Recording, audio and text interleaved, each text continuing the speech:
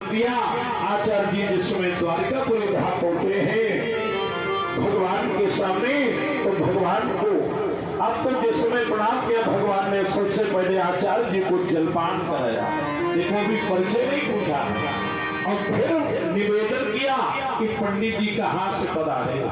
भाव क्या है, दरवाजे पर कोई अतिथि आवे, हम कहते नहीं जानते, अगर गर्मी सर्दी तो ठंडा गर्म पानी तो पिला ही सकते हैं। अब पूछा पंडित जी कहाँ से आए हो, आचार्य जी ने हाथ जोड़े, हे गोविंद कि ब्राह्मण बोला है दया धाम, मैं कुंडलपुर से आया।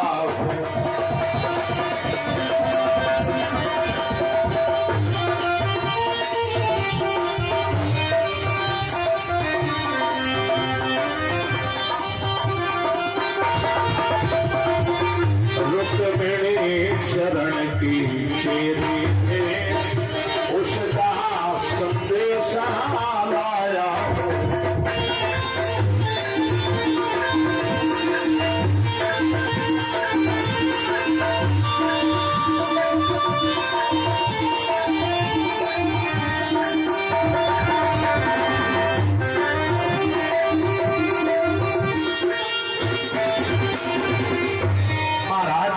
उसने अपना तन मन धन पर सबको तुमको अर्पण कर दिया। अब महाराज आप स्वीकार कर लो या छोड़ दो, आपके अधिकार की बात है। भगवान ने जिसमें पत्र हाथ में लेकर के पढ़ा, आज पत्र में कहीं को दिखाई पड़ा कहीं नहीं दिखाई पड़ा, क्यों रुक्मिणी तो रोई है। भगवान समझ गए मेरे विरह में महारानी रो रही।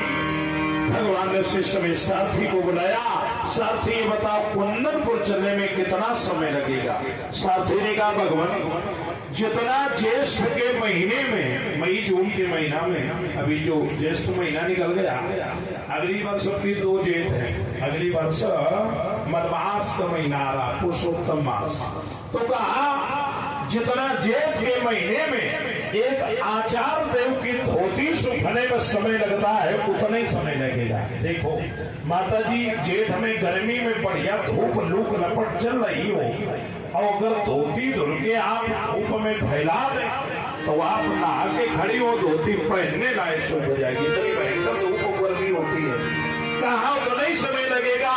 भगवान रथ पर बैठे, जिस समय साथी के द्वारा अब तो कुंदनपुर की यात्रा की है, देखा जाकर के भगवान ने कुंदनपुर में महारानी तो देवी पूजन करने आ रही। देखो जिस समय भगवान की दृष्टि पड़ी है, आप विचार करो, लोग कह देते हैं कि मंदिर में